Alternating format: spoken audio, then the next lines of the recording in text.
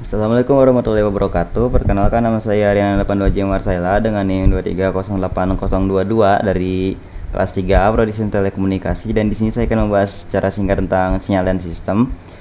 Dan hal yang akan kita bahas itu adalah pertama sinyal diskrit dan kontinu, kedua ada transformasi Fourier, ketiga ada DFT dan FFT, kemudian keempat ada operasi dasar sinyal, dan kelima ada konvolusi dan sistem LTI.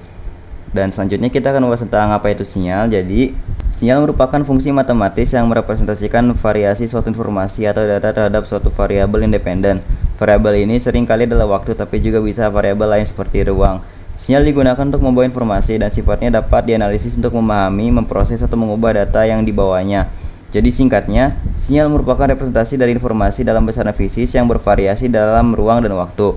Nah, ciri-ciri utama sinyal yaitu adalah mengandung informasi. Sinyal membawa data yang dapat berubah, suara, cahaya, suhu, tekanan, atau jenis lainnya. Kemudian, sinyal juga bergantung pada variabel independen. Nah, biasanya itu variabel berupa waktu atau indeks diskrit atau n. Dan kemudian sinyal juga dapat direpresentasikan secara matematis, yaitu sebagai fungsi xt untuk sinyal kontinu atau xn untuk sinyal diskrit. Kemudian selanjutnya ada sinyal diskrit. Jadi, sinyal diskrit adalah sinyal yang hanya didefinisikan pada nilai-nilai tertentu dari variabel independennya yang biasanya berupa bilangan bulat atau n. Nah, ciri-ciri utama dari sinyal diskrit yaitu nilainya hanya tersedia pada titik-titik tertentu atau interval diskrit, biasanya dihasilkan dengan proses sampling atau sinyal kontinu yang mengambil nilai-nilai sinyal pada waktu-waktu tertentu saja. Nah, contoh-contoh umum dari sinyal diskrit yaitu adalah data suara digital, yaitu merupakan gelombang suara analog yang diubah menjadi deretan angka melalui proses sampling dan kuantisasi, atau misalnya adalah MP3, atau WAV. Kemudian ada gambar digital yang itu adalah merupakan representasi diskrit dari cahaya dalam bentuk berupa pixel. Kemudian ada juga sensor suhu harian, yaitu pengukuran suhu setiap hari menghasilkan sinyal diskrit dengan interval harian. Dan untuk representasi matematis dari sinyal diskrit itu adalah Xn, n elemen dari Z, yang artinya adalah sinyal diskrit Xn hanya didefinisikan pada bilangan bulat n, seperti n sama dengan 0, 1, 2. Nah, singkatnya, sinyal diskrit ini adalah sinyal yang hanya didefinisikan pada nilai-nilai tertentu dari variabel independennya, biasanya dalam bentuk urutan angka. Sinyal diskrit digunakan pada penggunaan perangkat yang menggunakan sinyal digital. Kemudian selanjutnya ada sinyal kontinu. Sinyal kontinu adalah sinyal yang terdefinisi dan memiliki nilai pada semua waktu atau nilai variabel independen yang bersifat kontinu. Nah, pada sinyal kontinu ini nilainya dapat berubah tanpa loncatan atau diskontinuitas, yang artinya perubahan nilainya berjalan lancar tanpa terputus. Sinyal kontinu juga didefinisikan untuk semua nilai dari variabel independennya. Nah, contoh-contoh umum dari penggunaan gelombang sinyal kontinu itu adalah gelombang suara, atau misalnya suara seseorang yang direkam menggunakan mikrofon menghasilkan perubahan tekanan darah secara kontinu terhadap waktu. Kemudian ada juga tegangan listrik, yaitu tegangan pada suatu rangkaian analog yang berubah secara berkesinambungan. Dan untuk representasi matematis dari sinyal kontinu itu adalah xt, t elemen dari r, yang artinya sinyal kontinu xt memiliki nilai untuk setiap waktu t dalam domain bilangan real. Nah, singkatnya, sinyal kontinu atau continuous sinyal ini adalah sinyal yang didefinisikan untuk setiap nilai dari variabel independennya. Nah, perbandingan utama dari sinyal diskrit dan sinyal kontinu itu adalah terletak pada sinyal kontinu representasinya berkesinambungan atau dalam grafik garis, sedangkan pada sinyal diskrit itu hanya berupa titik-titik atau garis-garis diskrit. Nah, sinyal kontinu mendefinisikan semua waktu, dan untuk sinyal diskrit itu hanya pada waktu-waktu tertentu saja, itu adalah intinya. Kemudian setelah kita mengenal sinyal diskrit dan sinyal kontinu, terdapat istilah sampling. Nah, sinyal diskrit berasal dari hasil sampling pada sinyal kontinu. Nah, sampling adalah proses mengubah sinyal kontinu atau analog menjadi sinyal diskrit atau digital dengan mengambil nilai sinyal pada interval waktu tertentu. Dengan kata lain, sampling adalah teknik untuk merepresentasikan sinyal kontinu dalam bentuk sinyal diskrit. Nah, langkah-langkah untuk melakukan sampling yaitu dengan cara memilih titik-titik tertentu pada sumbu waktu T dengan interval tetap yang disebut periode sampling atau dalam matematis TS. Kemudian sinyal hasil sampling hanya memiliki nilai pada waktu-waktu tertentu tersebut, disebut sebagai sinyal diskrit waktu. Nah, secara matematis, sampling direpresentasikan sebagai Xn sama dengan XNTS, atau ini adalah berupa periode sampling, dan N adalah 0, 1, 2, 3, dan seterusnya. Dimana TS adalah periode samplingnya, tadi jarak antar sampel, dan untuk Fs atau sama dengan 1 per TS atau frekuensi sampling atau jumlah sampel per detiknya. Nah, Sampling ini digunakan untuk mengubah sinyal analog menjadi sinyal digital agar bisa diproses oleh perangkat seperti komputer, smartphone, atau perangkat lainnya yang bekerja secara digital. Kemudian sampling juga menyimpan data dalam format digital seperti MP3, video, atau gambar. Kemudian sampling juga mempermudah pengolahan sinyal karena sinyal digital lebih mudah dimanipulasi dan disimpan dibandingkan sinyal analog. Nah, agar sinyal diskrit hasil sampling tetap mewakili sinyal kontinu aslinya, terdapat sebuah aturan penting yang harus dipenuhi, yaitu teori Nyquist. Teori Nyquist tersebut bertujuan untuk merekonstruksi sinyal kontinu secara sempurna dari sinyal hasil samplingnya. Caranya, frekuensi sampling atau fs harus minimal 2 kali frekuensi maksimumnya dari sinyal kontinu tersebut. Atau secara matematis, teori Nyquist direpresentasikan sebagai berikut, yaitu fs sama dengan lebih dari atau sama dengan 2 dari fm, di mana fs itu adalah frekuensi samplingnya atau jumlah sampel per detik, dan fm ini adalah frekuensi tertinggi dari sinyal kontinu. Nah, jika frekuensi samplingnya kurang dari 2 kalinya frekuensi maksimum dari sinyal kontinu, maka informasi sinyal akan hilang atau terdistorsi karena aliasing. Nah, jika frekuensi samplingnya kurang dari 2 kalinya frekuensi maksimum dari sinyal kontinu, informasi sinyal akan hilang atau terdistorsi karena aliasing. Nah, selanjutnya kita akan membahas tentang transformasi Fourier. Jadi, transformasi Fourier adalah metode matematis yang digunakan untuk mengubah suatu sinyal atau fungsi dari domain waktu atau ruang ke domain frekuensi. Dengan transformasi ini, sinyal dapat direpresentasikan sebagai kombinasi linear dan gelombang sinusoidal dengan frekuensi, amplitudo, dan fase tertentu. Secara matematis, transformasi Fourier direpresentasikan sebagai berikut, yaitu adalah xf sama dengan integral dari min ta hingga ta hingga xt e pangkat min j2 v ft dt, di mana xt adalah merupakan sinyal dalam domain waktu, untuk xf adalah merupakan sinyal dalam domain frekuensi, dan untuk f adalah merupakan frekuensi dalam bentuk hertz. Dan untuk e pangkat min j kuadrat vft itu adalah merupakan fungsi eksponensial kompleks yang memetakan komponen waktu ke frekuensi. Nah, inverse Fourier transformation adalah merupakan kebalikan dari transformasi Fourier. Oke, selanjutnya kita akan membahas tentang DFT. DFT atau transformasi Fourier diskrit atau discrete Fourier transformation adalah versi diskrit dari transformasi Fourier yang digunakan untuk sinyal diskrit. Nah, DFT mengambil sejumlah sampel sinyal diskrit dan mengubahnya ke domain frekuensi. DFT ada karena sinyal yang kita proses dalam komputer itu biasanya tersedia dalam bentuk sampel diskrit. Nah, oleh karena itu DFT sangat penting dalam pengolahan sinyal digital. Secara matematis, DFT direpresentasikan sebagai berikut, yaitu adalah xk sama dengan sigma n0 n-1 n x n e pangkat j2v per n kn, dan k nya itu adalah diskrit 0, 1, 2, dan seterusnya, dan untuk n nya itu adalah min 1, di mana x itu adalah merupakan sinyal dalam domain waktu dengan n sampel, untuk xk itu adalah merupakan komponen frekuensi sinyal, dan untuk k nya adalah indeks frekuensi diskrit, dan untuk n nya adalah jumlah total sampel. Nah, pada DFT ini terdapat suatu proses ya. Untuk proses DFT itu adalah pertama mengambil sinyal diskrit dalam domain waktu atau xn, lalu mengubahnya menjadi domain frekuensi atau xk dengan menjumlahkan kontribusi eksponensial kompleks untuk setiap frekuensi.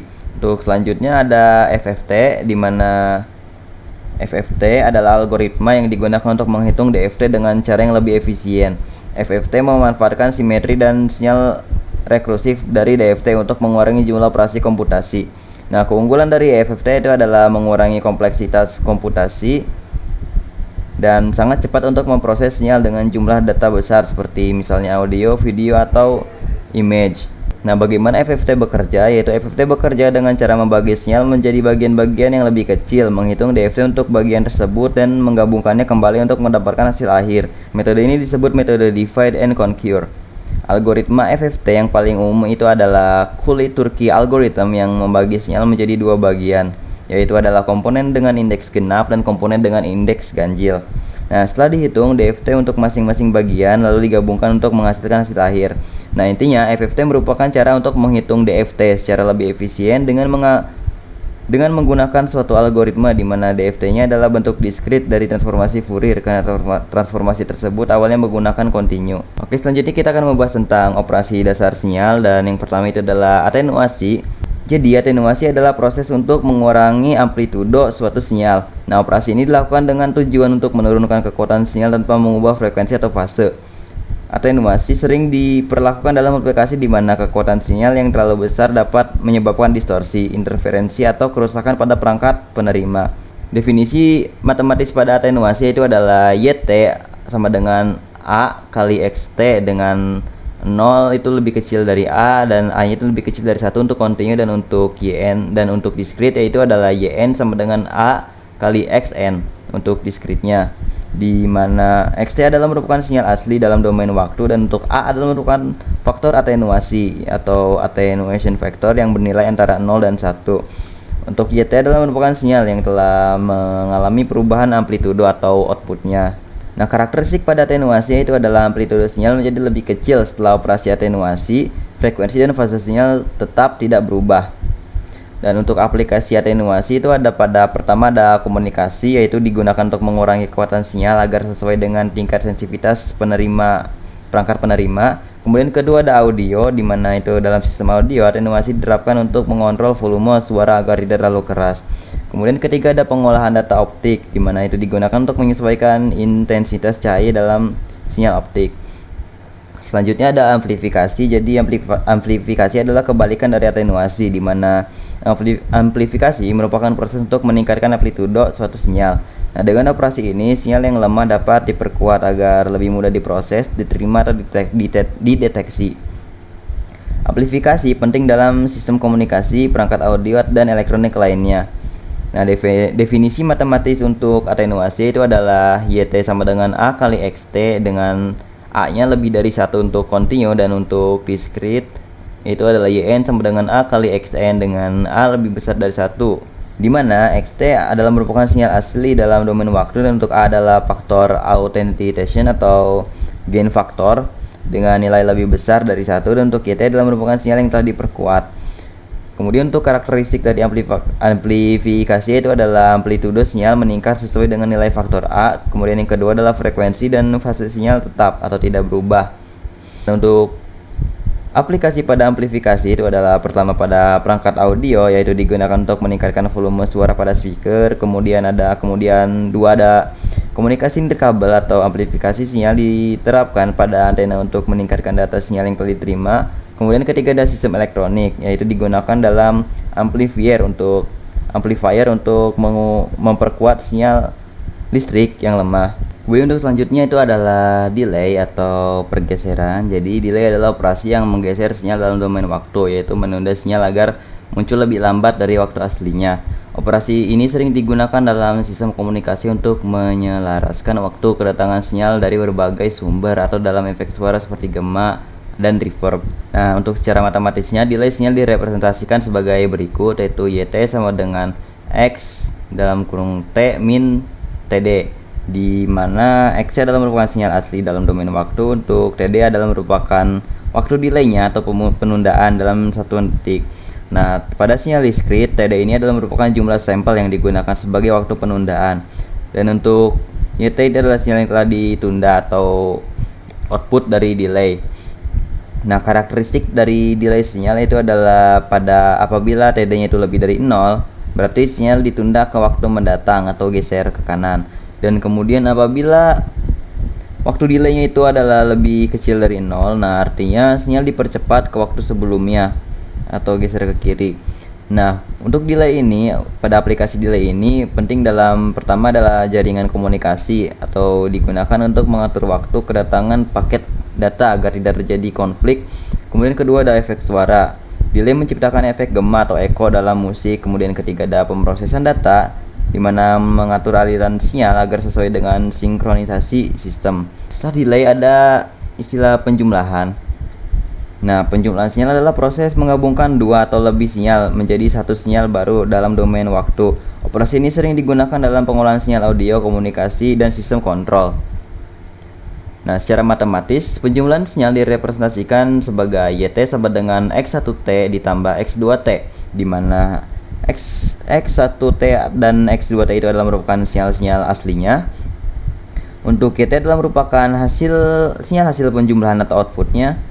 Dan kemudian apabila menggunakan sinyal diskrit, YT itu dapat diubah menjadi YN, atau dalam rumus untuk sinyal diskrit itu YN sama dengan X1N tambah X2N. Untuk karakteristik pada penjumlahan itu yang pertama, amplitude sinyal adalah hasil kombinasi langsung dari amplitude kedua sinyal. Yang kedua, jika kedua sinyal memiliki fase yang sama, amplitude akan bertambah, dan jika fase berlawanan, maka amplitude dapat saling mengurangi. Dan untuk aplikasi penjumlahan sinyal itu pertama ada pada pengolahan audio, tepatnya dalam mixing musik. Nah, beberapa track audio dijumlahkan untuk menghasilkan satu lagu. Kemudian kedua ada untuk komunikasi, di mana itu adalah penjumlahan digunakan dalam modulasi sinyal untuk menambahkan sinyal pembawa dengan sinyal informasi. Ketiga adalah kontrol sistem atau sistem kendali. Penjumlahan sinyal dikontrol digunakan untuk menggabungkan masukan dari berbagai sumber. Setelah ada penjumlahan, selanjutnya ada perkalian. Jadi untuk definisinya, perkalian sinyal adalah proses mengalihkan dua sinyal dalam domain waktu untuk menghasilkan sinyal baru. Nah, operasi ini sering digunakan dalam modulasi, pengolahan sinyal digital, dan analisis spektrum.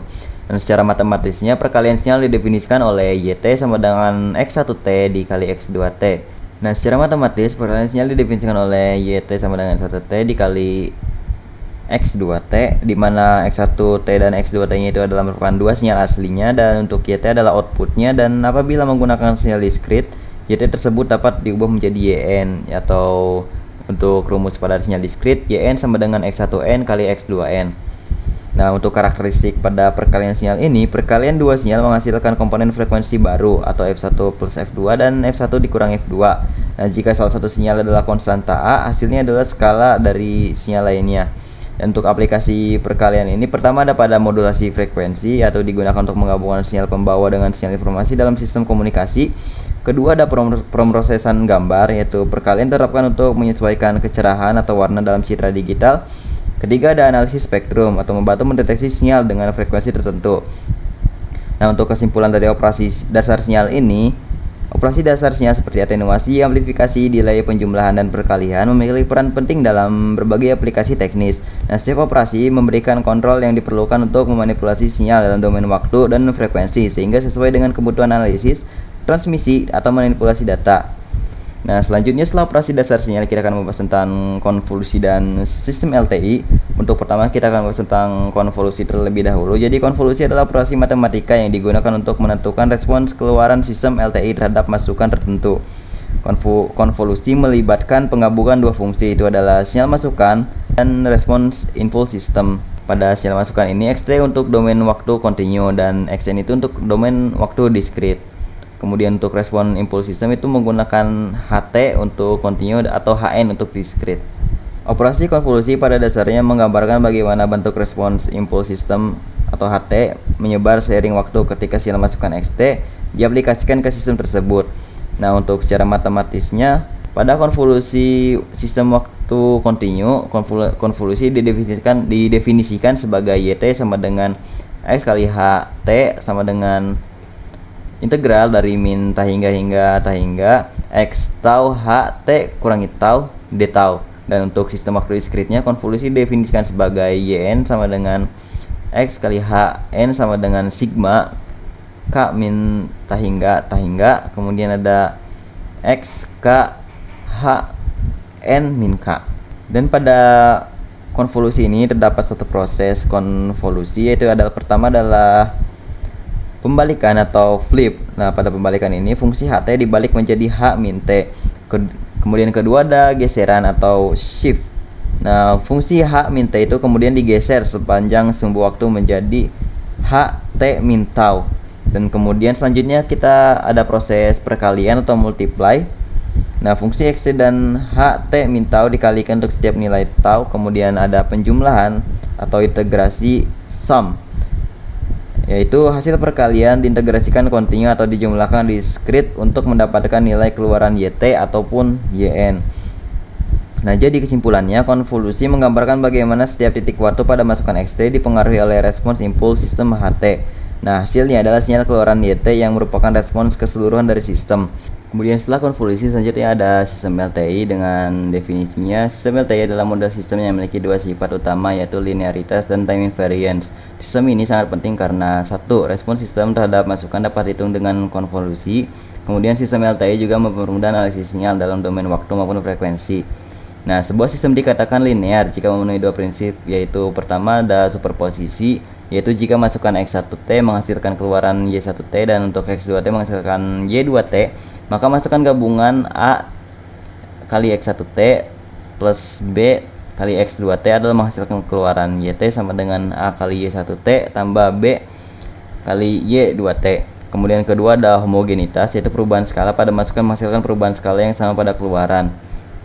Selanjutnya ada time invariance, yaitu sistem bersifat time invariant jika pergeseran waktu pada masukan menyebabkan pergeseran waktu yang sama pada keluaran, yaitu misalkan masukan XT menghasilkan keluaran YT, maka jika masukan digeser menjadi XT min tau, keluaran juga bergeser menjadi YT min tau. Kemudian ada juga respons impuls, yaitu sistem LTI sepenuhnya ditentukan oleh respons impulsnya. HT yaitu keluaran sistem saat masukan berupa impuls delta T untuk kontinu, delta T untuk diskrit. Nah, respons sistem terhadap sembarang masukan XT dapat dihitung dengan operasi konvolusi antara XT dan HT. Selanjutnya ada hubungan konvolusi dan sistem LTI. Operasi konvolusi menjadi inti dari analisis sistem LTI karena sifat berikut, yaitu pertama, keluaran dari sistem LTI selalu merupakan konvolusi antara masukan XT dan respon impuls. Dengan kata lain, YT sama dengan X kali H T. Nah, sifat ini berlaku untuk semua sistem LTI baik waktu kontinu maupun waktu diskrit. Oleh karena itu, analisis sistem LTI sering berfokus pada respon impulsnya karena seluruh perilaku sistem dapat diprediksi berdasarkan HT. Nah, sifat-sifat konvolusi dalam sistem LTI itu ada komutatif, yaitu di mana urutan sinyal masukan respons impuls tidak mempengaruhi hasil konvolusi. Kedua ada asosiatif, yaitu memungkinkan pengolahan bertahap dalam sistem berantai. Ketiga ada distributif, dan keempat ada kausalitas. Kausalitas itu jika masukan XT dan respon impuls HT adalah kausal, maka keluaran YT juga kausal. Dan untuk aplikasi pada hubungan konvolusi dan sistem LTI yaitu adalah banyak diterapkan dalam berbagai bidang teknik, yaitu adalah pemrosesan sinyal digital. Pertama ada filter digital, kemudian ada juga reduksi noise, ada juga untuk komunikasi, yaitu untuk modulasi dan demodulasi atau pemulihan data. Kemudian konvolusi dan sistem LTI juga digunakan dalam kontrol sistem, yaitu membantu menganalisis respons sistem terhadap input tertentu yang penting untuk mendesain controller. Kemudian ada pengolahan gambar, yaitu operasi konvolusi digunakan untuk mendeteksi tepi atau edge detection dan menerapkan blurring atau memperjelas gambar digital. Oke, sekian penjelasan singkat tentang sel dan sistem dari saya, kurang lebihnya mohon maaf. Wassalamualaikum warahmatullahi wabarakatuh.